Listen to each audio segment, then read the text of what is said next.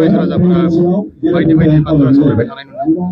बिटिसिनिफ्राय कार्बि आंलंआवसो बांसिन फैसा फैनायखौ जों रिपर्ट मोननो हादों दासिमाव। आंनि बुंनाय बाथ्रा नङा बियो, गोबां माखासे नेशनेल निउसफोरावहाय बिटिआरनिफ्राय बांसिन फैसा फैनाय रिपर्ट ओंखारदों। बिनि सायाव आरो जोंहा दिपेन बर' सारा मा खेंफोरथि होदों, आं बै नेशनेलाव फैनाय भिडिअफोरखौबो कालेक्ट खालामनानै जुदि पसिबल जायोब्ला नोंथां रायजो राजाफोरनो होफैगोन।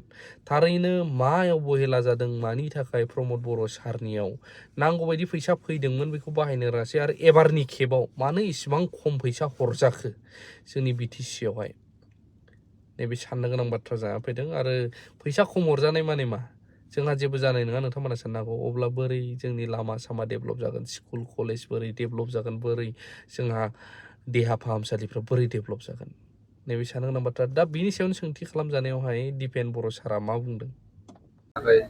बाजिखौ खमायनाय आयदाखौ लानानै गोबां रायजो राजाफोरा बायदि बायदि बाथ्रा सावरायबाय थानाय नुदों। बे खोथाया स्पष्ट जे थांनाय बिटिसि माने 6 शिड्युल क्रिएशननि उनाव 2003नि उनाव भारताव जि सरकार फैयामोन, कंग्रेसनि बा एनडिएनि इउपिएनि, मालाबा जोंनो 50 कोटी मालाबा 100 करोड़ होदों, मालाबा होआखै।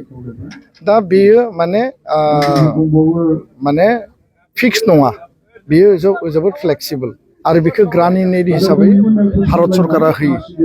बिनि गुबै जाहोना जाहैबाय जे फाइनेन्स कमिसना सेन्ट्रेलाव थायो, स्टेटआव थायो, आरो बे फाइनेन्स कमिसननि आधाराव सेन्टार स्टेट जिखिनि देशनि रिसोर्स, देशनि जिखिनि इनकाम, बे रिसोर्सनि सायाव डिस्ट्रिबिउसना जायो।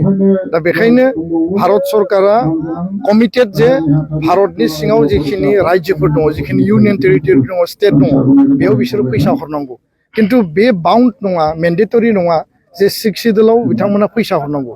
खारन बे प्रभिजना संबिधानाव माने आर्टिकल 280 जि फाइनेन्स कमिसन दं बेयाव लिरनाय गैया। आर्टिकल 275 जि माने स्पेशल माने ट्राइबेल एरियानि थाखाय डेभेलपमेन्टनि जि आर्टिकलनि फान्ड, बेखौ हरनाय जायो। दा बेखायनो बै 280 आव सेन्ट्रेल स्टेटनि खोथा दं, बेयाव काउन्सिलनि खोथा गैया। व्हेरेज नोङो पन्सायतआव माने रुरेल बडियाव, आरबान बडियाव माने मिउनिसिपाल आरो पन्सायत माने आन्सलिक पन्सायत जिल्ला परिषदआव केन्द्रीय सरकारा फैसा हरो थोंजोङै। खिन्थु 10टा नर्थ इस्टनि 6 शिड्युलनो दिनैसिमबो बेबायदि फिक्स मेन्डेटरिलि फैसा हराखै, जायनि थाखाय नैबे एकर्डआव लिरनाय दङ जे फाइनेन्स कमिसनखौ थिक खालामनानै जिखिनि काउन्सिल दङ, माने 6 शिड्युल काउन्सिल, बिसोरनो फाइनेन्सियेल प्रभिजनखौ होनांगौ। खारन फैसा गैयाबा, रिसोर्स गैयाबा, फाइनेन्स गैयाबा रायजो राजानि एसपिरेसनखौ नों बोरै मावफुंगोन, नोंनि जौगानायनि प्लेनिं आरो पलिसिया बोरै जागोन। सरकार मोनसेयाथ' ओरैनो महरावल' जानानै जेबो गैया, आल्टिमेटलि फैसा होनांगोन। दा बेखायनो जोंनि एकर्डआव फाइनेन्स कमिसननि खोथाया लिरनाय दं, भारत सरकारजों रायलायबाय थादों। आरो जि मोनसे 6 शिड्युल एमेन्डमेन्ट जि दङ, बे एमेन्डमेन्टनि आधाराव जि एमेन्डमेन्टआ नैबे बाजेट सेसनाव फैनो थाखाय बा बेखौ लाबोनो थाखाय जोङो नाजाबाय थादों।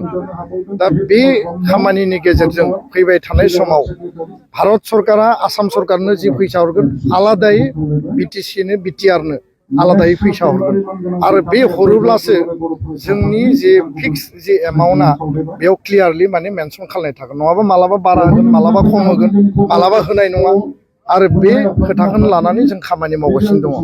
दा सिस्टेम आरो बिनि जि प्रभिजनखौ बिटिआरआ फैसा मोनासै, माने नोङो खासिलाय माराया फैसा मोनासै, बा नोङो जयन्तिया 6 शिड्युल कार्बि आंलंआ मोनासै, बेफोर डिबेट आर्गुमेन्टआ सोलिबाय थागोन। आल्टिमेटलि फाइनेन्स कमिसननि गेजेरजों बिटिआर काउन्सिला लार्जेस्ट जि पपुलेसन थानाय काउन्सिल हिसाबै जिखिनि जोङो आरमार्क इयारलि एनुवेल जि बाजेटआव थानांगौ, बियो फाइनेन्स कमिसनाव मेनसन थायोब्ला बेयाव जोङो दाबिनोबो गोनां गैया, बेयाव लबिबो खालामनो गोनां गैया। भारत सरकारा जोंनि पपुलेसन पेटार्नखौ नायनानै बिथांमोना फैसा हरगोन। खोथाया बेसे। गोजोन्थों।